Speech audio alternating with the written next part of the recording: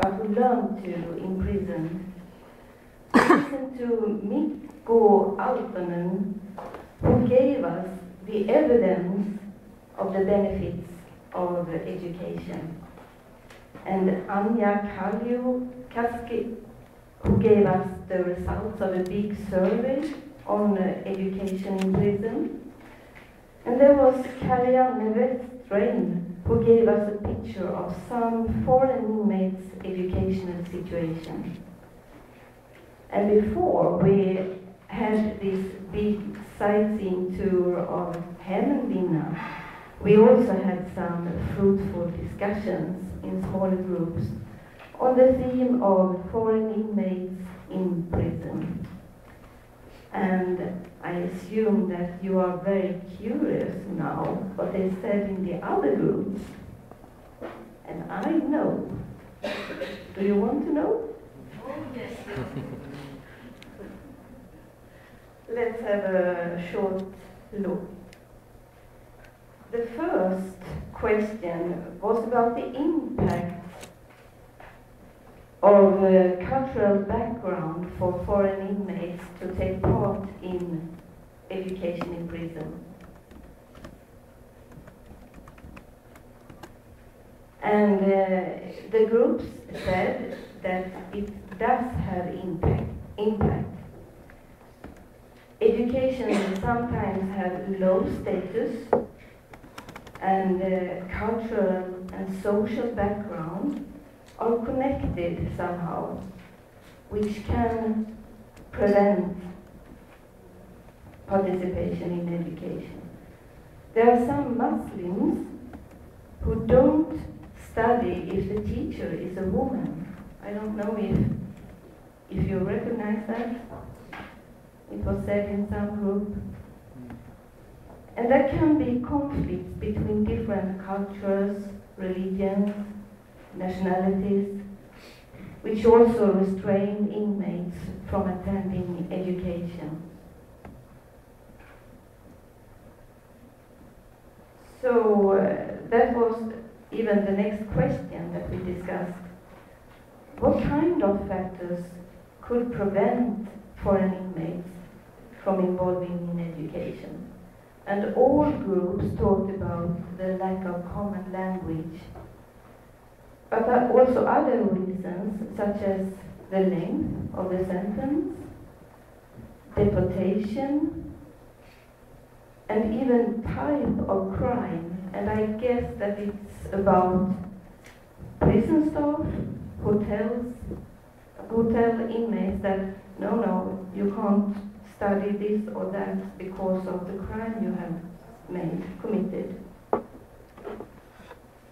Rights could be another reason, either ignorance of the rights among the inmates themselves, or simply that there are no right to education for foreign inmates.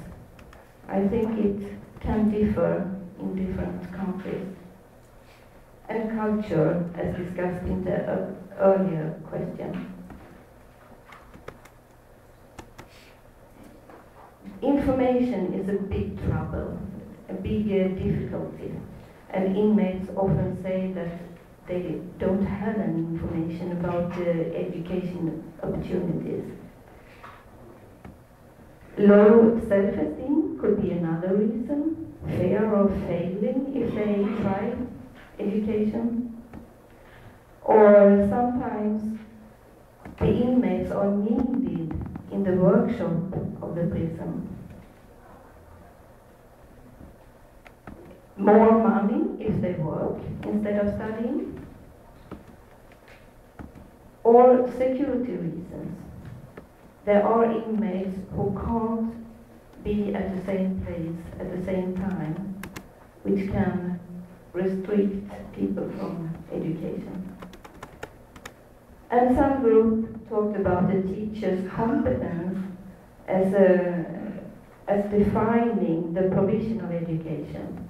And I assume that it's about that the foreign inmates could have other needs than the teachers can provide.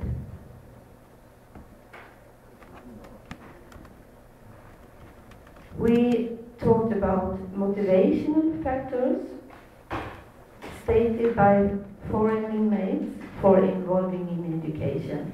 And first of all, it seems to be the wish to be able to support their family and their children.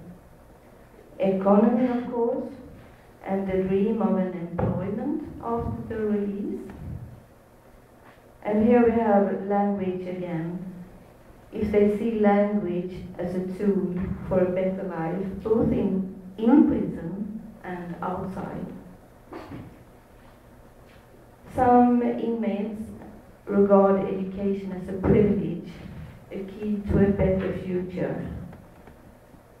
And the diploma and certificates have a big attraction for education. Some say that it is a meaningful way of using the time in prison. High status of education and of being a student, kind of identification.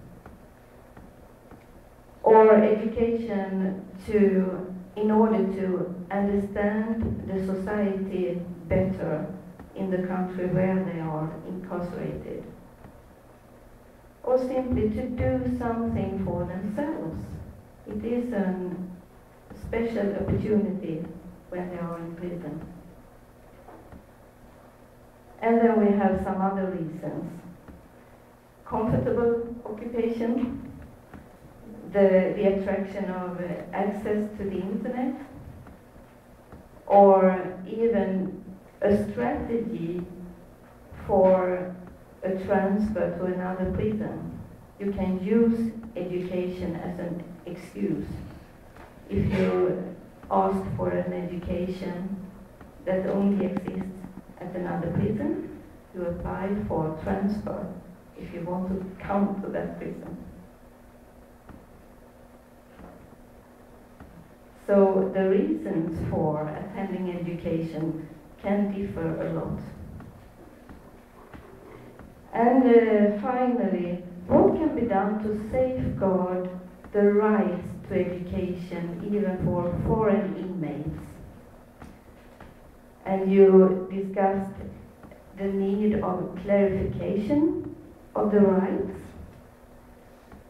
and perhaps most of all, implementation of the international recommendations and conventions from the top in the justice departments, in the prisons. And it's also important that everyone in prison knows about those rights, both prison staff and education staff. More guidance concerning the rights, and finally funding for more education. Perhaps that is a question of provision, and to be able to have all inmates in education who want to study.